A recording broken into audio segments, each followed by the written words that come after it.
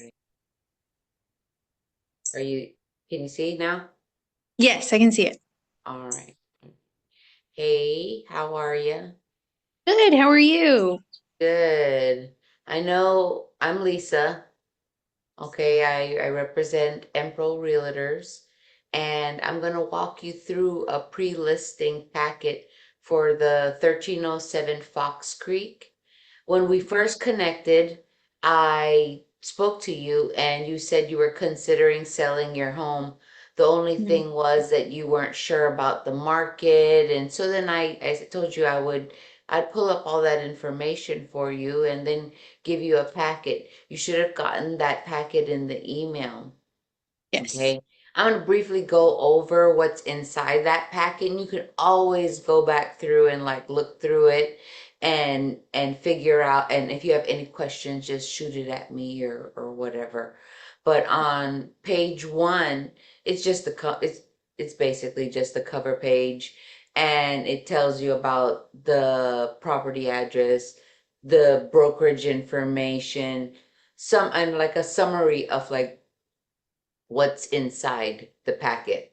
Page two is a table of contents and it gives you a quick overview and it references the documents that are inside the package by page number so that you can easily access it. Like page number 6 is the information about brokerage services. So if anytime I use lingo or something that you don't know, you're like, hang on a second, I can go to the table of contents and easily find it.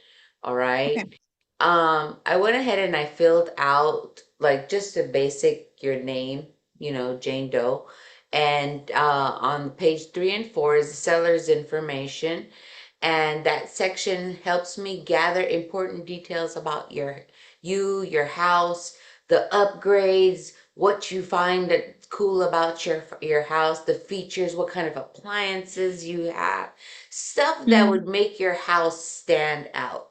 And the only Okay. person that could do that is you because it's your home. Mhm. So, um, page number 5 would be the broker introduction. It's where I would, provide information about the brokerage itself, what we do, etc., how we provide and get you through the services we provide and how we get you through the transactions. Page number 6 is IABS, which is called Information About Brokerage Services. This is a form that's actually required by the Texas Real Estate Commission, and Mhm. it explains agency relationships and how brokers and agents represent their clients throughout a transaction. If you've read that and you have any questions, just shoot it over to me. I'm pretty good at answering really, really quickly. Page number 7 is listing plan of action. This one will explain the marketing plan and the steps I take to maximize the exposure on your home once it goes live on the market. It includes MLS exposure, online marketing, social media, advertising, professional photography, which is my favorite because then I get to go in there and do a whole 3D thing with you. Mhm. Anyway, communication throughout the whole listing process. Page 8 and 10 is the home selling tips. It's just tips like key things that we do. We have to declutter. We've got to deep clean. We have to improve things for curb appeal. We have to Mhm. minimize any personal items because we don't want like the pictures or the 3D things to come in there and have pictures of your sisters, your brother, your husband. You don't need that advertised out in the world. But I go in and I'm like, hey, let's cover this, let's turn this. That's my job, Mhm. you know. The pre-listing, page number 11 is a pre-listing inspection. It explains have the benefits of having a pre-listing inspection before placing your home on the market. It can help identify any repairs really early, reduce surprises during the transaction. So if there's something that we can do before we list it that would increase the value of your home, we just knock it out before we even go live with it so we get the most amount of money for your home. Okay. Page 12 and 17. Now, that's where we talked about it and you wanted to know where the market was. It is called a comparative market analysis, which is a CMA.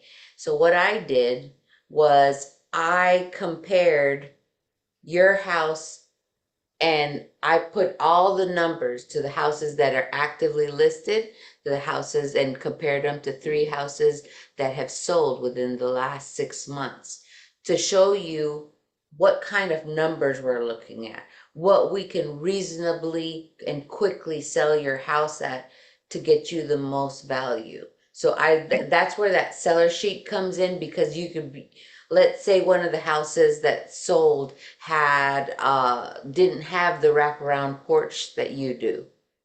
Hmm. See, I would be able to add stuff and make additions. But inside the CMAs, I also provided notes for you to be able to look through and say, oh, well, I see why she added this much to here because this house didn't have it. But Hmm. if the numbers get all jumbled up, again, I'm always available for you.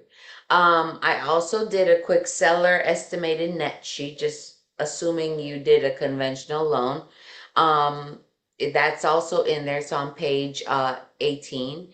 Um, page 19, just your references, client, it's seller references. References from previous clients, examples of services that we've supported. You'll be able to see all the clients and what comments. You have to learn about who you're wanting to deal with or if you're even going to deal with. This is not a marriage, this is a marriage proposal. So Okay. I'm just giving you the information. Now, pages 20 to 24 is general information. We have to give you the general information. These pages cover inspection, insurance, survey, tax, flood, zones, title, and all that good stuff. Okay, pages 25 is information, notice of information from other services.